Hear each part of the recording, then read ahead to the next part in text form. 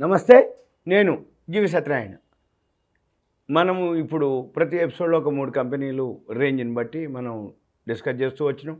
ఇప్పుడు 3 మళ్ళీ 107 అంటే 100 నుంచి 120 మధ్యలో rural electrification limited, REC limited అంటాం. ఇది ఏందో చూద్దాం. ఈ కంపెనీ ఏం ప్రోడక్ట్ చేస్తే ఏంటది. REC limited company public sector unit. Last year first quarter వచ్చి 2269 కోట్లు ప్రాఫిట్ రావడం జరిగింది. ఈ సంవత్సరం ఫస్ట్ క్వార్టర్ 2454, కొంచెమే పెరిగింది. కానీ safe company. Electrification profit and loss వచ్చేటప్పటికి 10,036 కోట్లు లాస్ట్ ఇయర్ ఉంది. మళ్ళీ ఇప్పుడు కూడా 10,221 కోట్లు ప్రాఫిట్ చూపిస్తుంది. 1975 కోట్లు షేర్ క్యాపిటల్ రిజర్వ్స్, అది షేర్ క్యాపిటల్ రిజర్వ్స్ వచ్చి 48,781. క్యాష్ ఫ్లో వచ్చి మైనస్ చూపిస్తుంది. ఇక ప్రమోటర్ స్టేక్ వచ్చి 52.63, FIIలు వచ్చి 23.36, డొమెస్టిక్ ఇన్స్టిట్యూషన్లు వచ్చి 8.68, పబ్లిక్ వచ్చి 15.32. ఇక పీర్స్ సేమ్, అంటే ఎవరెవరు ఉన్నారు REC లిమిటెడ్కి పవర్ ఫైనాన్స్, IRFC, IFSC ఇవి అనమాట. తర్వాత already 50 days 200 days moving average దాటిపోయిండు, పైనుంచి కిందకి వస్తుంది. మళ్ళీ కిందకి వచ్చి V షేప్లో తిరిగినప్పుడే మనము ఎంటర్ అవ్వాల్సి ఉంటుంది. తర్వాత ఇది కంపెనీ యొక్క ఇన్ఫర్మేషన్. మళ్ళీ మనం ఇక్కడికి వెళ్ళి ఈ వెబ్సైట్కి వెళ్ళినట్టయితే మనము వీళ్ళు ఏమేం చేస్తారో చూడొచ్చు. ఎప్పుడైనా కానీ మనం ఏం చూసినా ఆ కంపెనీ ప్రోడక్ట్కి వెళ్తే ఆ వెబ్సైట్కి వెళ్ళాలి. వెళ్తున్నప్పుడు మనకు తెలుస్తుంది అదేం చేస్తుంది. ఇది REC ఏదైతే ఉందో 10,000 megawatts and green energy finance అనమాట. అది ఎనర్జింగ్ అండ్ ఎంపవరింగ్ ఇండియా. ఇది 1969 నుంచి ఉంది కంపెనీ. ఇది ఇక దీని యొక్క ప్రొడక్ట్స్ వచ్చి ఇది long term loan, medium, short term, debt, refinance, equity finance, ఇవి వీళ్ళు చేసే ప్రొడక్ట్స్ అనమాట. ఇక financing of equipment manufacturing for power sector కోసమే. తర్వాత కోల్ మైన్స్కి ఇస్తారు ఫైనాన్సు. తర్వాత ఫండింగ్ వీళ్ళు ఎసెట్స్ అనమాట, అంటే equity component of power utilities కోసం వీళ్ళు ఫండింగ్ చేస్తారు. తర్వాత loan policy, revolving bills payment. వీళ్ళు ఫైనాన్షియల్ సర్వీసెస్, అంటే పవర్ సెక్టార్కి సంబంధించినటువంటి పవర్ ఇన్ఫ్రాస్ట్రక్చర్కి కావాల్సిన ఫైనాన్షియల్గా వీళ్ళు ఇవ్వటం జరుగుతుంది. మన తర్వాత ఇంకా నెక్స్ట్ వచ్చి ఇంకొక కంపెనీ ఫెడరల్ బ్యాంక్. ఈ ఫెడరల్ బ్యాంక్ ఏంటో చూద్దాం.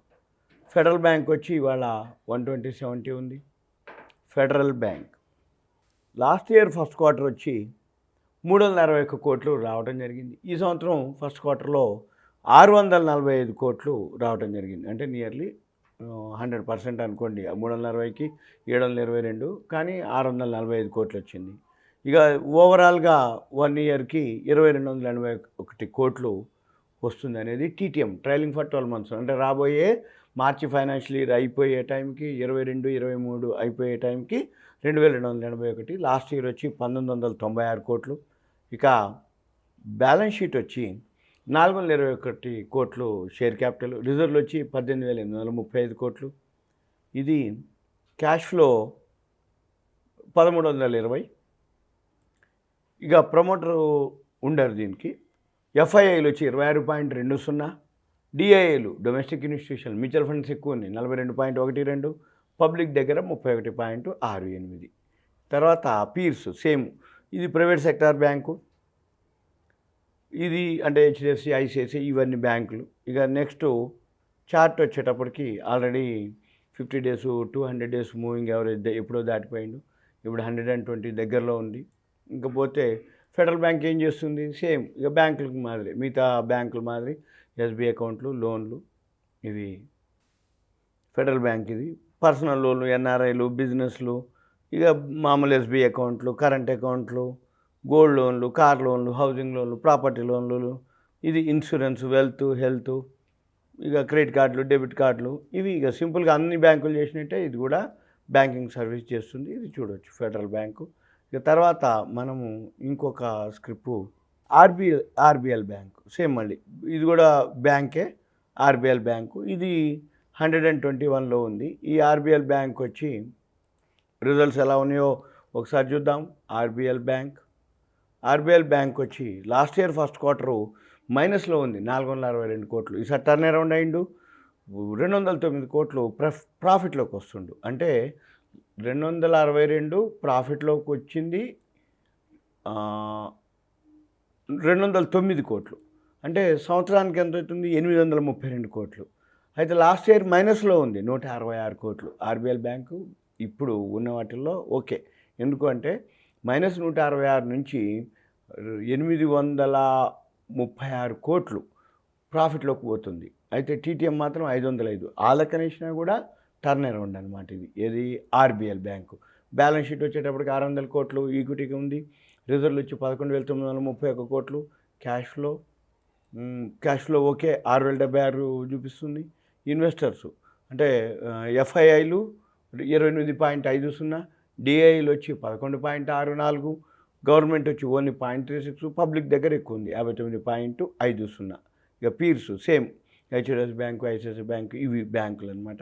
ఇక చార్ట్ వచ్చేటప్పటికి ఆర్బిఎల్ బ్యాంకు 50 డేస్ డిఎంఏ పెరగడం జరిగింది, 200 డిఎంఏ దగ్గర ఉంటుంది. ఇది సింపుల్గా. ఇక తర్వాత ఆర్బిఎల్ బ్యాంక్ ఏం చేస్తుందని చూస్తే సేమ్ అన్ని బ్యాంకుల మాదిరే వీళ్ళు కూడా ఏవైతే అకౌంట్లు ఓపెన్ చేయటాలు,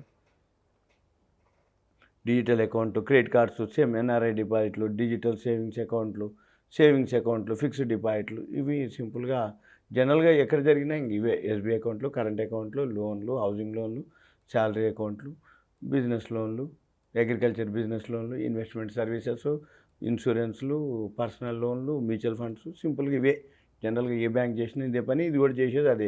మనం చూడవలసింది ఏంటిది? ఏ బ్యాంకులో ఎంత డిపాజిట్లోనే ఎంత ప్రాఫిట్ ఉంది, టర్న్ అరౌండ్ అవుతుందా లేదా అనేది చూడాలి. 7% రేట్ ఆఫ్ ఇంట్రెస్ట్ ఇస్తామని, సేవింగ్స్ అకౌంట్కి 6 ఇస్తామని, పర్సనల్ ఓకే. ఇక ఇవన్నీ అనమాట. మనం గమనించాల్సింది ఏంటంటే సింపుల్గా ఆ పని ఏం చేస్తుంది కంపెనీ, దానికి ఎన్ని బ్రాంచీలు ఉన్నాయి, ఎంత ప్రాఫిట్ వస్తుంది, రాబోయే రోజుల్లో యాన్యువల్కి ఎంత ప్రాఫిట్ వస్తుందో అవి చూసుకుంటే ఇది చిన్న స్క్రిప్ట్ అనమాట. ఇది ఆర్బిఎల్ బ్యాంకు. ఇది సింపుల్గా మీకు ఇది కూడా ఒక awareness, education, knowledge purpose. First quarter రిజల్ట్స్ని బట్టి మనము చెప్పడం జరుగుతుంది. మళ్ళీ సెకండ్ క్వార్టర్ రిజల్ట్స్ ఇలా ఉంటుంది అనేది తెలియదు. మళ్ళీ అక్టోబర్లో సెకండ్ క్వార్టరు రిజల్ట్స్ వచ్చినప్పుడు పర్ఫార్మెన్స్ బాగుంటే ఇంకా పైకి వెళ్తుంది, లేకపోతే డౌన్ అయ్యే అవకాశాలు కూడా ఉన్నది. మీకు ఒక ఓన్లీ ఇన్ఫర్మేషన్ మాత్రమే. సుమన్ టీవీ ప్రేక్షకులకు ధన్యవాదాలు. Thank you. సెలవు.